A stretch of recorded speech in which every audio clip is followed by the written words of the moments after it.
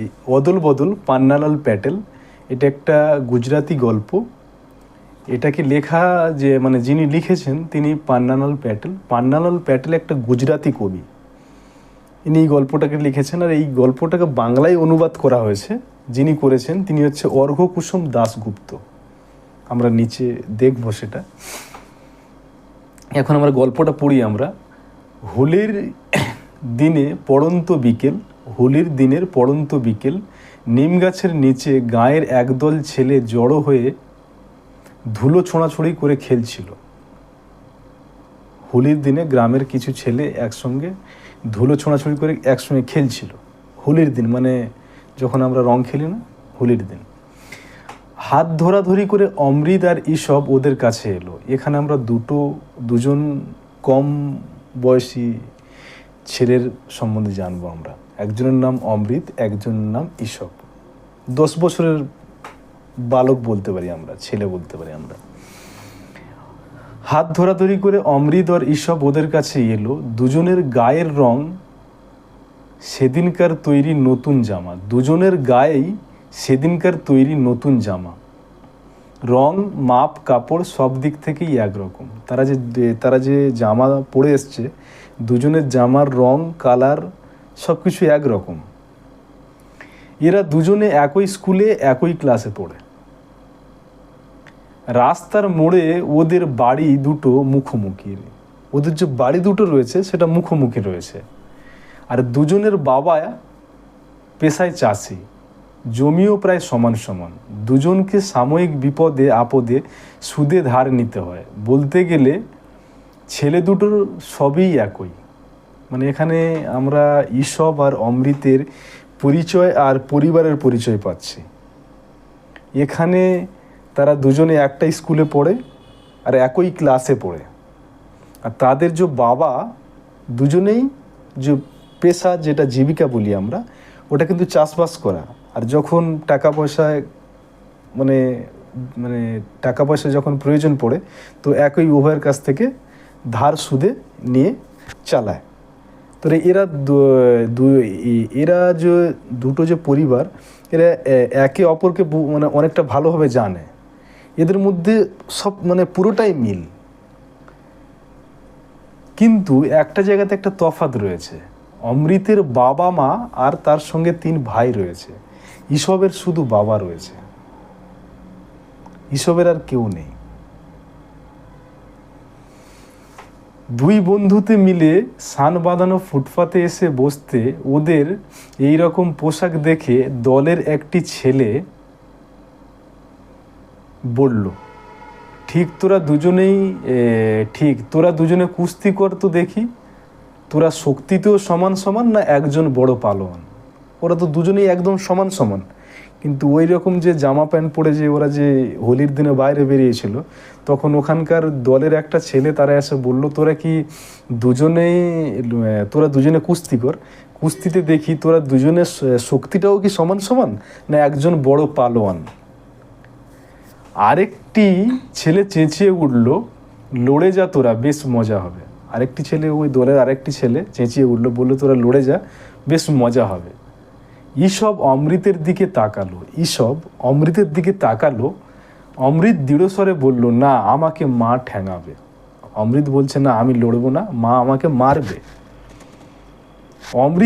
অমৃতের এত জোর দিয়ে বলার কারণ ছিল, বাড়ি থেকে বেরোবার সময়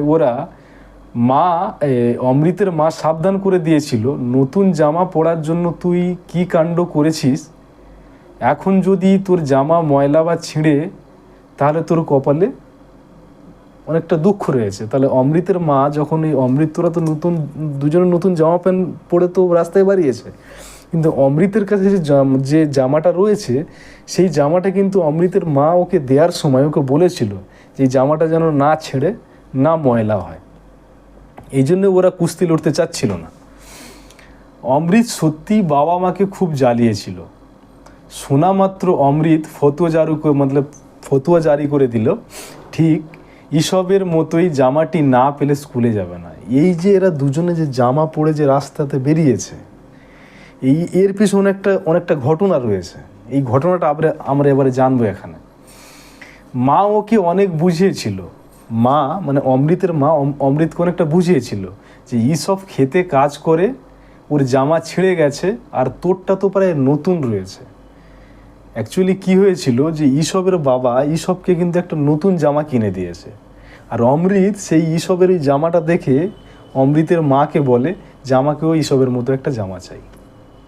তো তখন ঈশবের মা বলছিল যে ওর তো ঈশব তো এখন খেতে কাজ করে, মানে জমিতে কাজ করে, তো ওর জামাটা ছিঁড়ে গেছে, এই জন্য ওর বাবা ওকে জামাটা কিনে দিয়েছে, তোর তো এখন অনেকটা নতুন রয়েছে।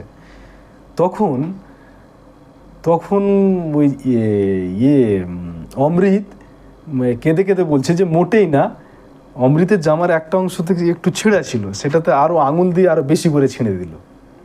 অমৃত নতুন জামা পাওয়ার আশায় ওই পুরাতন জামাটা আরও আরও আরও বেশি করে মানে ছিঁড়ে দিল। তখন মা ওকে বেকায়দায় ফেলার জন্য, তখন অমৃতের মা যখন দেখলো যে অমৃত ওই জামায় আঙুল দিয়ে জামাটা ছিঁড়ে দিল, তখন অমৃতের মা অমৃতকে বেকায়দায় ফেলার জন্য বলছে, অমৃত ঈশব যে জামাটা পেয়েছে ওই জামাটা নেয়ার জন্য ঈশবের বাবা কিন্তু ঈশবকে অনেকটা মেরেছিল, তুই কি মার খাওয়ার জন্য প্রস্তুত রয়েছিস? অমৃত এতে পিছু পা মানে হলো না। অমৃত কি বলল যে ঠিক আছে আমাকে বেঁধে রাখো, আমাকে মারো, কিন্তু ঈশবের মতো একটা জামা আমাকে দিতেই হবে। ঈশবে এখানে একটা পেন্টিং মিস্টেক রয়েছে, এখানে ঈশবের মা নয়, এখানে অমৃতের মা হবে, কেননা ঈশবের তো কোনো মা নেই।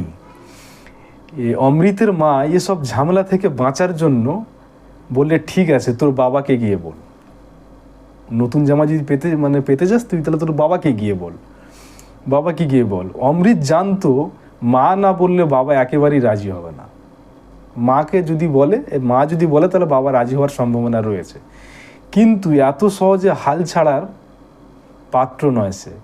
স্কুল যাওয়া বন্ধ করে দিল, অমৃত যখন জামা দেয়নি তখন স্কুলে যাওয়া বন্ধ করে দিল, খাওয়া দাওয়া বন্ধ করে দিল, আর বাড়িতে ফিরে আসার কথা বলছে, আমি আমি আমি আমি মানে বাড়িতে যাব না। স্কুলে যাওয়া বন্ধ করে দিয়েছে, বাড়িতেও আসছে না, খাওয়া দাওয়া করছে না। তখন তার মা মানে অমৃতের মা তার বাবাকে বুঝে অমৃতের জন্য একটা জামা কিনে দিল। আর তখন যে লুকিয়েছিল ও অমৃত ঈশবদের যে গরুরা যেখানে থাকে ওখানে গোয়াল ঘরে লুকিয়েছিল, তো অমৃতের মা ওর জামাটা দিয়ে ওকে ওখান থেকে নিয়ে চলে এলো। তাহলে এত কিছু ঘটনা হয়েছে এই জামাটার পেছনে। তো ওই জন্যে কিন্তু ওরা একদম কুস্তি লড়তে চাচ্ছিল না একে অপরের সঙ্গে, ওরা চাচ্ছিল যে জামাটা যে কোনো পরিমাণে ঠিক থাকে, জামাটা যদি কোনো কিছু হয়ে যায় তাহলে কিন্তু আমাদের কপালে একটা দুঃখ রয়েছে। এই জন্য ওরা একে অপরের সঙ্গে কিন্তু খেলছিল না, একে অপরের সঙ্গে কিন্তু এই কুস্তি খেলছিল না, মানে লড়াই করার কথা একদম একদম মানে অমৃত তো একদমই মানে ভাবছিল না। অমৃত তারপর মানে কি হলো এটা, তারপরে এই জিনিসটা হয়ে যাওয়ার পরে হ্যাঁ এটা তো শেষ হয়ে গেল, মানে জামাটার পেছনে কি কি ঘটনা রয়েছে মানে বোঝা গেল। এবারে সুন্দর সাজগোজ করে বাড়ি থেকে বেরিয়ে অমৃত একেবারে ইচ্ছে ছিল না জামা কাপড় নোংরা হয়, জামা কাপড় যে নোংরা হয় এই বিষয়টা কিন্তু অমৃত একদম ভাবছিল না, যে জামা কাপড় যেমনটা আছে তেমনটা থাকবে, কোনো মানে সমস্যা যেন না হয়। বিশেষ করে ঈশবের সঙ্গে কুস্তি লড়তে তো একেবারেই রাজি ছিল না। কেন? ঈশব ওর অনেক ভালো একটা বন্ধু, ওরা যাই করে একসঙ্গেই করে, ওদের খাওয়া দাওয়া চাল চলন পোশাক ওদের চিন্তা ভাবনা সব একই রকম। ও তো চাচ্ছিল এই জামাটা একেবারে নোংরা না হয়, আর এটাও চাচ্ছিল না যে ঈশবের সঙ্গে আমাকে কুস্তি লড়তে হয়। এমন সময় ছেলেদের দল থেকে একজন এসে অমৃতের গলা জড়িয়ে ধরে বলল, এসো আমরা কুস্তি লড়ি। ওরা তো একে অপরের সঙ্গে কুস্তি লড়ছিল না, তো এমন সময় দলের একটা ছেলে এসে বলল যে এসো আমার সঙ্গে কুস্তি লড়ি। এই বলে অমৃতের খেলার মাঠে নিয়ে গেল, মানে যেখানে কুস্তি লড়া হয় সেখানে অমৃতকে নিয়ে গেল। অমৃত ওর বাঁধন কেটে বেরোবার চেষ্টা করলো, বলল দেখ আমি কুস্তি লড়বো না, আমাকে ছেড়ে দে। কালিয়া তো ওকে ছাড়লই না, বরং ওকে আরো ঠেলে ফেলে দিল। তো যখন ফেলে দেয় তখন ছেলেদের দল চেঁচিয়ে উঠে পড়ল যে অমৃত হেরে গেছে আর কালিয়া জিতেছে, কি মজা কি মজা, মানে ওরা সবাই আনন্দ করলো। অমৃত ওই কালিয়ার সঙ্গে পেরে উঠলো না, কালিয়া হেরে গেল, তো ছেলেরা খুব মজা করে বলল যে কি মজা কি মজা, অমৃত হেরেছে আর কালিয়া জিতেছে, এটা নিয়ে অনেকটা আনন্দ করলো। তখন কিন্তু ঈশপের অনেকটা রাগ হলো। ঈশপ ও তো ওর সঙ্গে মানে লড়ছে না, মারামারি করছে না। তখন কিন্তু ঈশপের একদম মেজাজ মতলব চড়ে গেল, একদম রেগে গেল। তখন কালিয়ার হাত ধরে বলল, আয় আমি তোর সঙ্গে লড়বো। যখন ওর বন্ধুর যখন ও যখন ঠেলে ফেলে দিল, আর সবাই যখন বলল যে ইয়ে হেরে গেছে, ইয়ে জিতেছে, তখন কিন্তু ওর জিনিসটা কিন্তু অতটা ভালো লাগলো না। তখন কিন্তু ও ওকে কী বললো যে তুই আয় আমি তোর সঙ্গে লড়বো। তারপরে কালিয়ার সঙ্গে যখন ঈশপ যখন লড়ে, তখন কিন্তু ঈশপ কালিয়াকে ল্যাং মেরে মাটিতে ফেলে দিয়েছে। যেমন ওর বন্ধুটাকেও মানে অমৃতকে যেমনটা ফেলেছিল, তেমনও কালিয়াকেও মানে ফেলে দিয়েছে। তামাশা করে হলেও এখন ব্যাপারটা কিন্তু অনেকটা বড় হয়ে গেছে।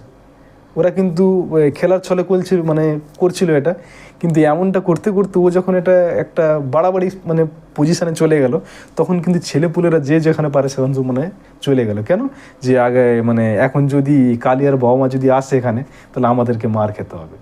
ওরা যেদিকে খুশি খুশি পালিয়ে গেল, ওই ওই ওই জায়গাটা ছেড়ে ছেলেরা সবাই কিছু ছুটে পালিয়ে গেল, দূরে চলে গেল। কেন? যদি কালিয়ার বাবা মা আসে তাহলে আমাদেরকে মার খেতে হবে। কালিয়াকে মেরেছে, কালিয়া তো হেরে গেছে এবার ঈশপের কাছে। অমৃত আর ঈশপ রণভূমি ত্যাগ করলো। অমৃত আর ঈশপ কিন্তু ওরাও পালিয়ে গেল। কিছুটা যেতেই অমৃতের নজর এলো যে ঈশপের জামার পকেটটা আর 6 ইঞ্চি পরিমাণ কাপড় ছিঁড়ে গেছে। কে এটা দেখলো? অমৃত দেখলো এটা। যে ঈশপের যে প্রথমে যে ঈশপের সঙ্গে যে লড়াই করার যে হচ্ছিল, ওটা এই অমৃতের সঙ্গে যে প্রথম হয়েছে, ওটা তো কিছু হয়নি, অমৃতের তো কিছু হয়নি, কিন্তু ঈশপের জামাটা অনেকটা ছিঁড়ে গেছে। ওরা ভয়ে কাঠ হয়ে গেল, এবার কি হবে? জামা তো ছিঁড়ে গেছে, এবারে ঈশপের জামা ছিঁড়ে গেছে, এবার কি হবে? ওরা জামা কতটা ছিঁড়েছে এই বিষয়ে পরীক্ষা করছিল, যে তোর জামাটা কতটা ছিঁড়েছে এই বিষয় নিয়ে ওরা ভাবছে এর সমাধানটা কীভাবে করবে এবারে। তখন শুনতে পেল ঈশপের বাবা ঈশপকে ডাকছে। ওরা যে এদিক ওদিক থেকে সব কিছু চলে, গ্রামের ছেলে তো কাছাকাছি থাকে, সবাই ছড়িয়ে পড়লো। আর যখন ওরা দেখছে যে কতটা পরিমাণ ছিঁড়েছে, কতটা পরিমাণ এটা নষ্ট হয়েছে, সেই সময়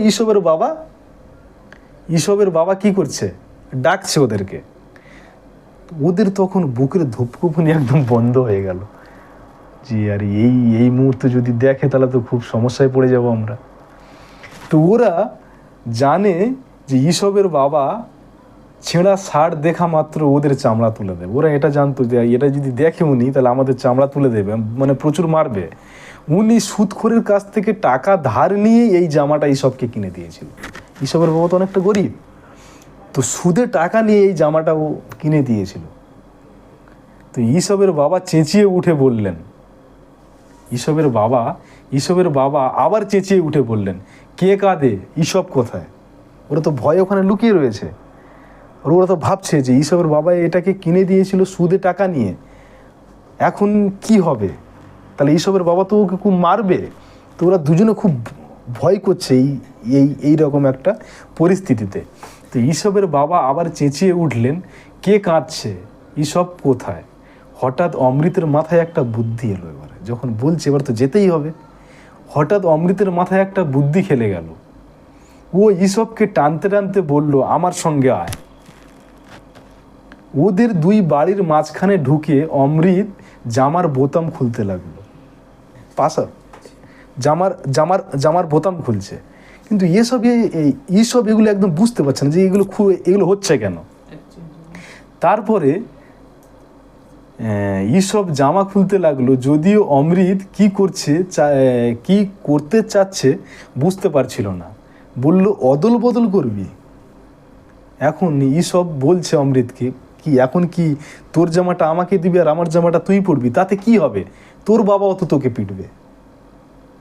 আমার ছেঁড়া জামাটা তুই পরবি, তাহলে তোর বাবা তো তোকে পিটবে।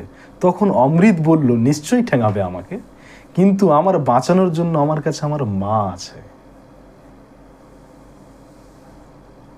ঠিক আছে? ঈশপের মনে পড়ল, ও দেখেছে যে অমৃতের বাবা যখন মারতে গেছেন, অমৃত ওর মায়ের পিছনে লুকিয়ে গেছে। ঈশপ দেখলো যে অমৃতের মানে এমন একটা যে মানে যখন কিছু হয় তখন মানে অমৃত ওর মায়ের পিছনে লুকিয়ে যায়। মায়ের হাতে অবশ্য ওকে মানে দুটো একটা মানে থাপ্পড় খেতে হয়, কিন্তু বাবার হাড়ি মানে বাবার হাতের মারের কাছে কিন্তু এটা মানে ততটা কিছু নয়।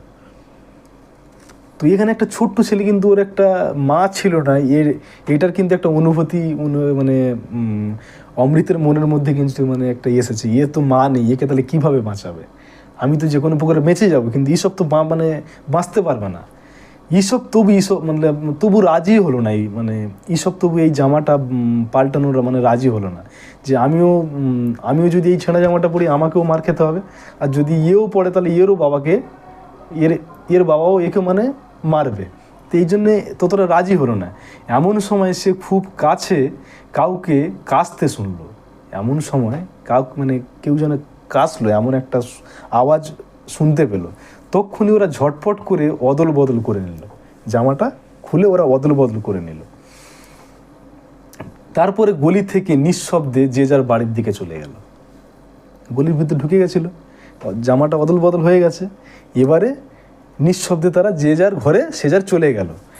ভয়ে অমৃতের বুক ঢিপ করছে। এবার অমৃত ওই ছেঁড়া জামাটা পরে মানে ঘরে গেছে, তো অমৃতের বুক না ভয় না একটা মানে ঢিপ ঢিপ করছে। কিন্তু ওর কপাল ভালো, দিনটা ছিল হোলির। সেই সময় সবাই জানে যে কিছুটা হস্তাধস্তি হয়, তো এতে জামা ছিঁড়তেই পারে, এমনটা কোনো বিষয় নয়। তো মা যখন দেখলেন জামাটা ছিঁড়েছে, উনি তখন একটা সুই সুতো নিয়ে অমৃতের ওই জামাটা কিন্তু সেলাই করে দিল। ওর মা, জামাটা কিন্তু ঈশপের, অমৃত তো পড়ে এসছে। অমৃতের মা যখন দেখলো যে জামাটা ছিঁড়ে গেছে, তো অমৃতের মা কী করলো, সুই সুতো নিয়ে ওই জামাটার পকেটটা সেলাই করে দিল। ইয়েতে দুজনের ভয় কেটে গেল। দুজন যে ভয় পাচ্ছিল, এখানে তো জামাটা তো সেলাই হয়ে গেছে, এবারে আর কোনো চিন্তা নেই। আর মাও এটাকে অ্যাকসেপ্ট করেছে, বুঝতে পারেনি যে এটা মানে ঈশপের জামা, দুটো তো জামা তো একই রকম, তো বুঝতে পারেনি। ওরা আবার হাত ধরাধরি করে গ্রামের হোলির সময়কার বাজি আর বুড়ি বাড়ি পোড়ানো দেখতে চলে গেল। মানে কি করলো, যখন জামাটা সেলাই হয়ে গেল, তখন ওরা দুজন আবার হাত ধরাধরি করে, হোলিতে আমরা কি করি, আলু পুড়োই, আমরা অনেক কিছু পুড়োই হোলিতে, তো ওরা ওগুলোকে দেখতে চলে গেল। এখানেও হয়, রাস্তায় রাস্তায় হয় এখানে। তো ওরা ওগুলো আবার হাত ধরাধরি করে দুজনে ওই একই জামা পরে আবার বেরিয়ে গেল। একটা ছেলে ওদের জামা বদলানো দেখেছিল, এদের মধ্যে একটা ছেলে কিন্তু ওদের জামা বদলানোটা দেখেছিল। সে ওদের আনন্দ মাটি করার জন্য, তোরা অদল বদল করেছিস না, মানে ওদের এই আনন্দটা মাটি করার জন্য অন্য একটা ছেলে বলছে যে তোরা অদল বদল করেছিস না, আমি দেখেছি জিনিসটা। সে তাদের জামা অদল বদল করা দেখে ফেলেছে, এই আশঙ্কা করে তারা চলে যেতে চাইল। কিন্তু ইতিমধ্যে অন্য ছেলেরা কি ঘটেছে সেটা চেঁচাতে লাগলো, মানে জানতে পেরেছে। এবারে একটা ছেলে তো ওটাকে মানে দেখেছিল, তারপরে একটা থেকে কিন্তু আরও অনেকগুলো ছেলের মধ্যে এই জিনিসটা ছড়িয়ে পড়লো। তারা তখন চেঁচাতে লাগলো, অদল বদল অদল বদল। তারা সবাই কী বলতে লাগলো, অদল বদল অদল বদল। অমৃত আর ঈশাপ সরে পড়তে চাইলো যে এখান থেকে চলে যাইছো, নাহলে সবাই বুঝতে পারবে। কিন্তু ছেলের দলে তাদের পেছনে পেছনে আসতে লাগলো। ওরা যখন ছুটে চলে আসছে বাড়ির দিকে, তখন ছেলের দলটা ওদের পেছনে পেছনে কী করছে, যে বলছে অদল বদল অদল বদল বলে চেঁচাতে লাগলো। বাবারা তাদের এই ব্যাপারটা জেনে ফেলবে মনে করে তারা ভয়ে বাড়ির দিকে ছুটে পালিয়ে এলো, যে বাবারা হয়তো এই জিনিসটা বুঝতে পারবে, মানে জানতে পারবে। এরা যদি বলে আমরা এই জামাটাকে চেঞ্জ করেছি, তাহলে হয়তো বুঝতে পারে বাবারা। তো ওরা এই জিনিসটা না বুঝতে পারে, এই জন্য ওরা ঘরের দিকে চলে আসছে, মানে না বাবারা না বুঝতে পারে।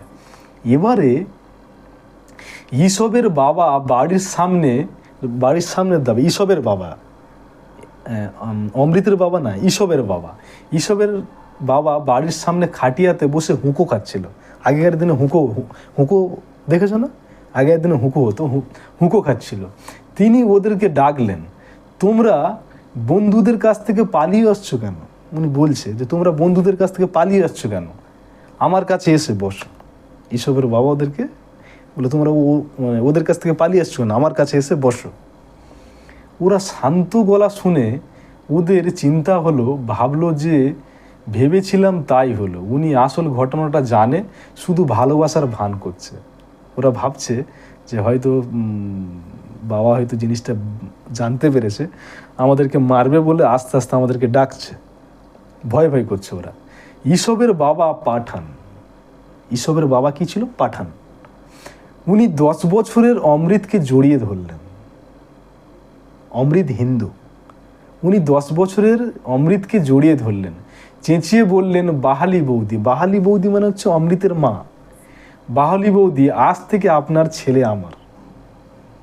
উনি অমৃতকে জড়িয়ে ধরে অমৃতের মাকে বলছে যে বাহালি বৌদি, আজকের থেকে আপনার ছেলে আমার। তখন বাহালি বৌদি মানে অমৃতের মা হাসতে হাসতে বলছেন যে হাসান ভাই, আপনি এক ছেলেকে নিয়ে পারছেন না, 2 ছেলে কীভাবে সামলাবেন? তখন আবেগ ভরা গলায় হাসান বললেন, অনেকটা আবেগ নিয়ে বললেন হাসান, যে বাহালি বৌদি, অমৃতের মতো ছেলে আমি পেলে এক কেন 100 জনকেও পালতে পারি।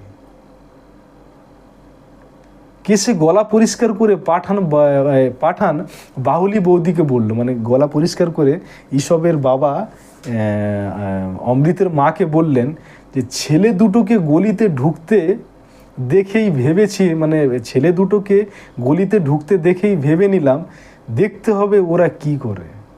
এর মানে যে ঈশানের বাবা এদের দুজনকে প্রথম থেকে কিন্তু ফলো করছিল, যেটা নতুন জামা পরে কি করে আজকে আমি দেখব। তো ঈশবের বাবা কিন্তু এদেরকে ফলো করছিল, আর ফলো করার পরে ওদের এই জিনিসটা কিন্তু ওর চোখের সামনে চলে এসেছিল। উনি জানতেন যে এরা কি করেছে। তাই এখানে বলা হয়েছে যে কেসে গলা পরিষ্কার করে পাঠান বাহুলি বৌদিকে বলল, ছেলে দুটিকে গলিতে ঢুকতে দেখেই ভেবে নিলাম যে দেখতে হবে ওরা কি করে। পাড়াপড়শি মায়ের দল পাঠানের গল্প শোনার জন্য ঘিরে দাঁড়ালো। এবার সবাই পাড়াপড়শি আর মায়ের যেসব মারা রয়েছে তারা এই পাঠান সাহেবের গল্প শোনার জন্য জড়ো হয়ে গেল, যে এরা কী করেছে বলো আমাকে। উনি অল্প কোথায় ছেলেদের জামা অদল বদল করার কথাটা কিন্তু সবাইকে বলল, যে এরা জামা অদল বদল করেছে আর কেন জামা অদল বদল করেছে। আরও বললেন যে ঈশব অমৃতকে জিজ্ঞেস করেছিল যে তোর বাবা যদি তোকে মারে কি হবে। অমৃত কি জবাব দিয়েছিল জানেন? অমৃত বলেছিল, কিন্তু আমার কাছে তো আমার মা রয়েছে। তখন পাঠানের চোখে না জল চলে আসে একদম, যে কি খাঁটি একটা কথা। অমৃতের জবাব আমাকে বদলে দিয়েছে। অমৃতের এই যে জবাব আমাকে বদলে দিয়েছে, ও আমাকে শিখিয়েছে যে খাঁটি জিনিস কাকে বলে, যে পিওর জিনিস, পিওর আসল জিনিসটা কি হয় সেটা আমাকে ও বুঝিয়েছে। অমৃত আর ঈশবের সম্প্রতির প্রতি ভালোবাসার গল্প শুনে তাদের বুক ভরে উঠল। মানে যারা সব শুনছিল যে এরা দুজন একে অপরের জন্য কি করেছে, এদের যে ভালোবাসার গল্প শুনে সবার বুকটা ভরে গেল একদম। তারা ভরে গেল। ইতিমধ্যে ছেলের দল বাজি আর বুড়ির বাড়ি পোড়ানো দেখে ফিরছিল। তখন কি করছিল, যে গ্রামের আরও ছেলে যারা ওই সব কিছু পোড়ানো দেখতে গেছে, তারা এগুলো পোড়ানো শেষ করে বাড়ি ফিরছিল। তারা ঈশব আর অমৃতকে ঘিরে বলতে লাগলো, অমৃত ঈশব অদল বদল ভাই অদল বদল। অমৃত ঈশব অদল বদল ভাই অদল বদল, মানে অমৃত আর ঈশবের মধ্যে কোনো অদল বদল হয়ে গেল, কোনো আর তফাৎ থাকলো না। এবার অবশ্যই ঈশব আর অমৃত অপ্রস্তুত বোধ করলো না, বরঞ্চ অদল বদলের কথাটা তাদেরকে অনেকটা ভালো লাগলো। এই কথাটা শুনে যখন এই গ্রামের ছেলেগুলো বললো যে অমৃত ঈশব অদল বদল অদল বদল, এই কথাটা অমৃত আর ঈশব যখন শুনলো তাদের অনেকটা ভালো লাগলো। অদল বদল গল্প গ্রামের বাড়ি বাড়ি ঘুরে গ্রামের প্রধানের কানে গেল, মানে যে গ্রামের যে প্রধান আগে যারা থাকতো তারা, উনি ঘোষণা করলো আজ থেকে অমৃতের নাম অদল আর ঈশবের নাম বদল রাখা হবে।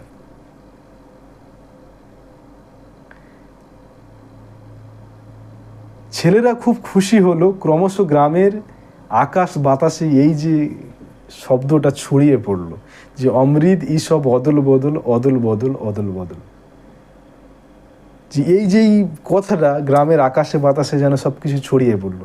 তারপর থেকে অমৃতকে কি বলা হতো? অদল, আর ঈশবকে বদল বলা হতো।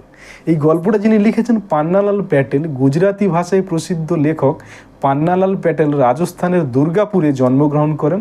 সাধারণ মানুষ আর গ্রামীণ জীবন তার রচনার প্রধান গুরুত্ব পেয়েছেন। ইনি যে কবি, ইনি সাধারণ মানুষ আর গ্রামীণ জীবনের কথাগুলো নিয়ে কোনো কিছু কবিতা বলো গল্প বলো লেখে। আমরা যদি এই গল্পটাকে শুরু থেকে পড়লাম, তো আমরা এই গল্পটাকে শুরু থেকে পড়ার পরে আমরা কিন্তু একটা বিষয়টা অনেকটা ভাবতে পারি যে অদল বদল শুধু তাদের ওই জামা পরিবর্তনের গল্পটা কিন্তু নয়। জামা পরিবর্তনের গল্পটা কিন্তু নিয়ে অদল বদল গল্পটা শুরু হয়েছিল, কিন্তু প্রকৃত অর্থে কোনো গল্পের নামকরণ যেটা আমরা নাম দিই তার সঙ্গে কিন্তু গল্পের অনেকটা মিল থাকে। কোনো কিছু গল্পের এমন আলাদা নাম হয় না, তার নামের পেছনে কিন্তু একটা আক্ষরিক একটা অর্থ থাকে। আমরা এই গল্পটা পড়লাম, গল্পটা পড়ার পরে আমরা একটা জিনিস একটা জায়গায় এটা ভাবতে পারি যে আমাদের গল্পটার মধ্যে কি শিখ মিলেছে, গল্পটাতে আমরা কি শিখেছি।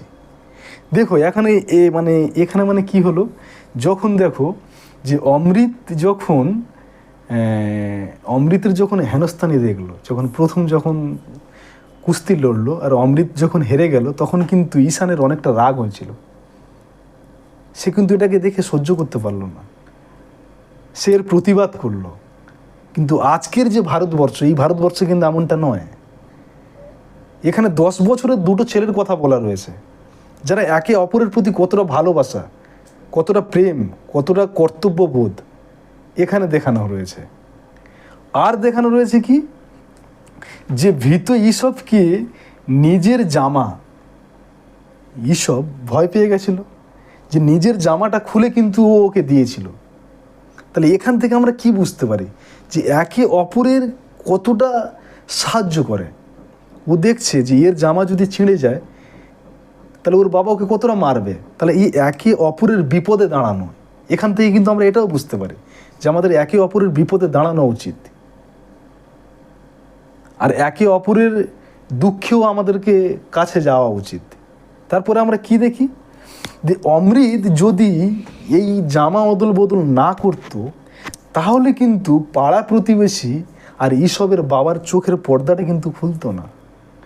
ওর এই জামা অদল বদল করেছে বলে কিন্তু অমৃতের ঈশবের বাবার মনের মধ্যে এমন পরিবর্তন হয়েছে। আর ঈশবের এই গল্পটা শুনে গ্রামের লোকেদের মধ্যে অনেক চিন্তা ভাবনার পরিবর্তন রয়েছে। এই যে গল্পটা কোনো জাতি, ধর্ম, ভাষা, রং এসব কিছু নয়, এসবের উপরে লেখা রয়েছে যে মানুষ মানুষের প্রতি কেমন একটা ব্যবহার করে, মানুষ মানুষের পাশে থাকতে হবে, বিপদের সময় ওকে আমাকে বাঁচাতে হবে, ওর দুঃখে আমাকে দুঃখিত হতে হবে, ওর দুঃখে আমাকে ওর দুঃখে সাথ দিতে হবে। এই গল্পের মধ্যে এই দুটো ছেলের মধ্যে যে এই যে কথোপকথন, এই যে ব্যবহার আমাদেরকে কিন্তু এটাই শেখায় যে আমাদের একে অপরের প্রতি দাঁড়াতে হবে, কারোর দুঃখ হলে তার কাছে যেতে হবে, কেউ যদি বিপদে থাকে তার বিপদ থেকে রক্ষা করা থাকতে হবে। আর একটা জায়গাতে আমাদেরকে দেখানো রয়েছে যে মাতৃহীন ছেলেদের প্রতি কিভাবে ব্যবহার করা যায়। যাদের মা নেই, তাদের তো কেউ নেই তাদের, তো তাদের এইরকম একটা পরিস্থিতি যাদের মা নেই তাদের সঙ্গে কেমন ব্যবহার করা উচিত সেটা বলা হয়েছে এখানে। আর বলা হয়েছে কি, যে এই গল্পের মধ্যে ঈশানের বাবার সঙ্গে সঙ্গে গ্রামের সমস্ত মানুষের কিন্তু চিন্তাধারা পরিবর্তন হয়ে গেল। আজকের ভারতবর্ষে আমরা কি দেখি যে জাতি ধর্ম নিয়ে এত মারামারি, এত কিছু গণ্ডগোল। এই গল্পটা কিন্তু এমনটা ছিল না, এই গল্পে আমাদের চোখটা খুলে দেয়। যদি এমনটা প্রথম থেকে হয়ে আসতো, আজকের হয়তো ভারতবর্ষের ছবিটা হয়তো আলাদা হতো, ভারতবর্ষের মানসিকতা হয়তো আলাদা হতো, একে অপরের প্রতি যে একটা প্রেম ভালোবাসা সেটা আলাদা হতো। এই গল্পে কিন্তু আমরা এটাই বুঝতে পারি।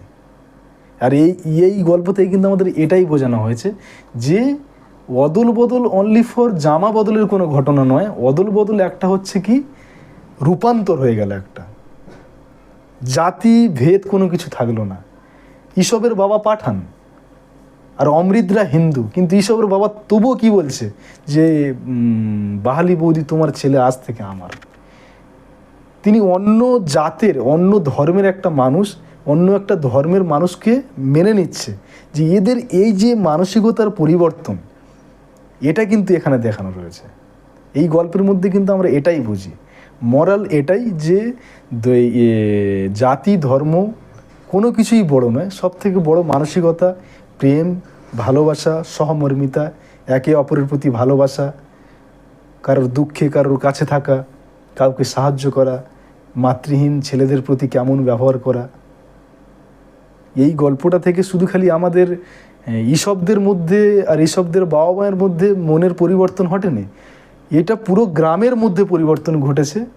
এটা গ্রাম নয়, গ্রামের যে প্রধান রয়েছে তিনিও এদের নামটা বদলে দিয়ে কি করলো, অমৃতের নামটা বদলে দিয়ে কি করলো, অদল, আর এসবের নামটা বদলে দিয়ে কি করলো, বদল।